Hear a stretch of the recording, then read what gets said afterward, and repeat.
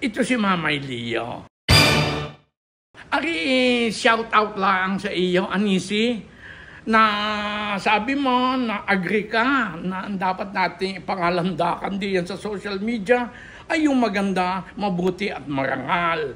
Yung mga ipinagmamalaki natin dito sa Pilipinas, yun ang ikalat natin, hindi yung mga negative na mga bashing.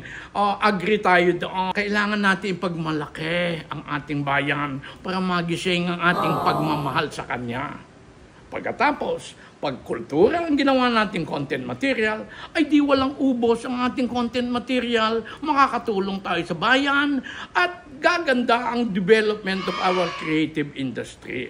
Ayan, suportahan mo itong doon po sa amin at tuloy-tuloy tayo.